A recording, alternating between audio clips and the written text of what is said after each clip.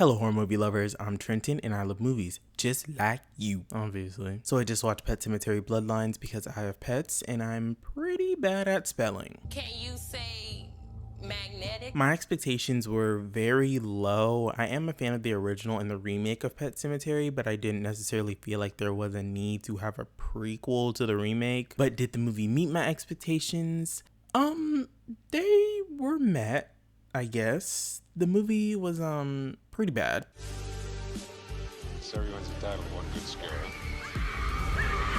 In 1969, a young Judd Crandall has dreams of leaving his hometown of Ludlow, Maine behind, but soon discovers sinister secrets buried within and is forced to confront a dark family history that will forever keep him connected to Ludlow. The first 3/4 of this video will be spoiler free, then the last fourth will contain spoilers. Don't worry, I will give you a warning before we enter spoiler territory. The characters in this movie are so damn boring and bland, it is insane. Bill, Timmy's dad, honestly felt so pointless, other than being the cause of everything that happens in the town throughout the movie due to him using the pet cemetery at the very beginning. His character just really didn't do much for me. Dan, Judd's dad, made me feel pretty much the exact same way as I did with Bill, but he honestly felt so damn pointless to the point where he honestly could have been written out of the movie entirely and I wouldn't have even noticed. Donna, Manny's sister, would probably have to be my favorite character. She didn't provide much to the story, but just the energy she gave off and her entire vibe was so likable, unlike pretty much every other character in the movie. Norma, Judd's girlfriend, would be a close second. I really liked her character as well, but again, she really didn't do much and wasn't really important until the third act, and even then she wasn't really that important. Manny, Donna's brother, was pretty annoying to me. I don't really have much to say about his character. I didn't like nor necessarily dislike him. I just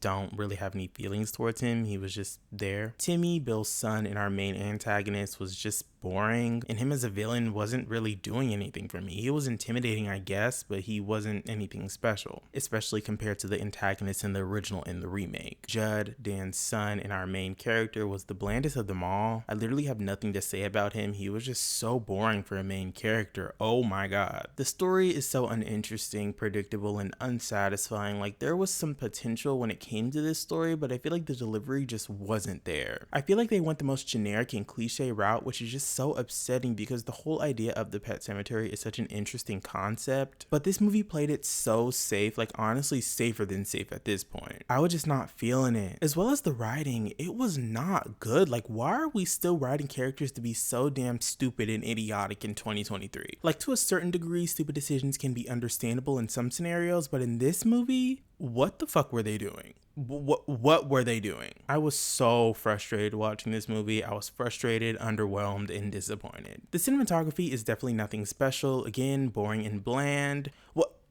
Talking about this movie is like annoying me. The movie looks fine, it looks professionally made, and it's very muted with cool undertones, which is fitting for the subject matter. I will give it that. The effects, I will say, were pretty good at times when they were practical, but also pretty bad at times, specifically when it came to the CG gore that's used multiple times throughout the movie. It looked unfinished to me, like blaringly so obvious that it's VFX. The tone just didn't feel like Pet Sematary, to be honest. It didn't really have that depressing feel that the original and remake had. Maybe it's because we weren't following the person that lost their loved one, or maybe it's the fact that both the original and remake are centered around young children dying and them being the antagonist, which creates a whole other type of dynamic, while this movie is centered around a young adult man dying and going after the town. It just did not feel the same tonally. The pacing is so damn slow. The movie isn't even 90 minutes and it feels like forever, like a solid 2 hours plus. There's absolutely no reason that the movie should have felt this long, like no reason. The life lesson that I learned after watching Pet Sematary Bloodlines was that nature is evil and will be the death of the entire human race. Burn everything at this point. Overall, I did not like this damn movie. It felt like a waste of time as well as wasted potential. I'm gonna have to give Pet Sematary Bloodlines a 2 out of 10.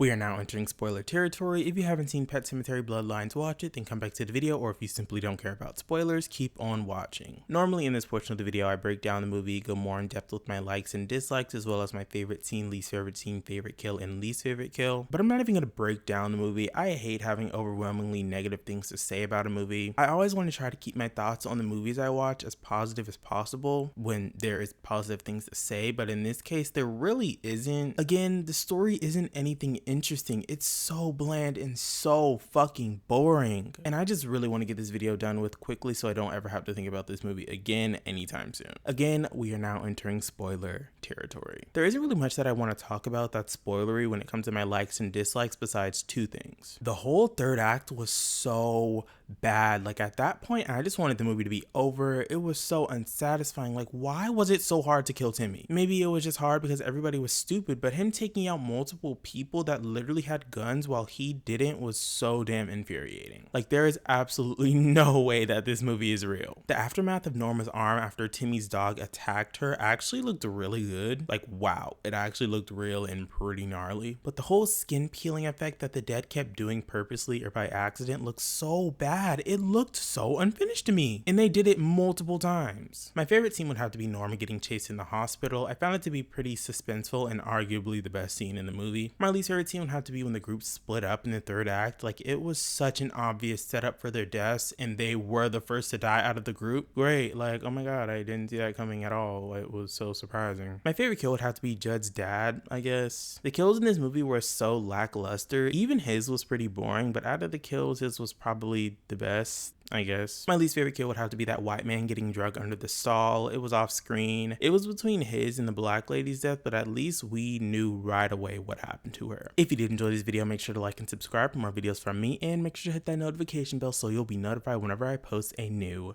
video. Alright, horror movie lovers, I'll see y'all in the next one. Peace out.